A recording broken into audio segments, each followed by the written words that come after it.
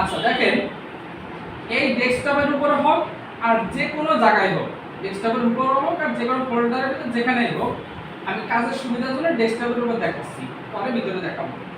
Right button click করে যদি আমরা নিউতে যাই, যার পরে এখানে দেখেন ফোল্ডার আছে, ফোল্ডারের উপর যখন ক্লিক করলাম তখন একটা ফোল্ডার তৈরি হয়েছে এবং ওখানে লেখা আছে নিউ ফোল্ডার, যেটা অলরেডি সিলেকশন অবস্থায় আছে। আপনি এখানে ইচ্ছা করলে নিজের নাম দিতে পারেন। যদি মনে করেন যে না নিজের নাম দিতে মনে নাই, মাউস চাপতেছেন কে, যদি মনে করেন নিজের নাম দিতে মনে নাই, বাইরে ক্লিক করে ফেলেছেন, তখন কিন্তু এই নামটা অলরেডি মানে অ্যাপ্লাই হয়ে গেছে। রিনেম করার পলিসি একই, রাইট বাটন ক্লিক করে রিনেম, যেরকম হয়েছে মোবাইলে রিনেম করতে হয় সেই ভিতরে রিনেমে গেলে রিনেম করা যায়, সেম ভাবে রিনেম। তবে আপনি যদি ফোল্ডারটা করার সময় খেয়াল রাখেন যে আমি এটাকে অন্য কোনো নামে বা নিজের নামে এবং কোনো কাজের নামে সেট করব, তাহলে প্রথম অবস্থায় আপনি এটা করে দিতে পারেন। দিয়ে ইন্টার, আমি একটা ফোল্ডার তৈরি করলাম। এখন আমি একটা কিছু লিখবো,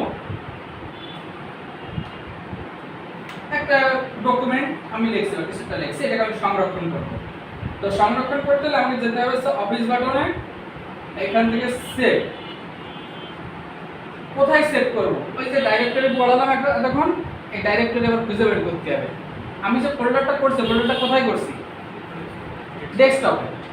এই যে হলো আমাদের ডেস্কটপ, ঠিক আছে? এই যে আমি ডেস্কটপে ক্লিক করলাম।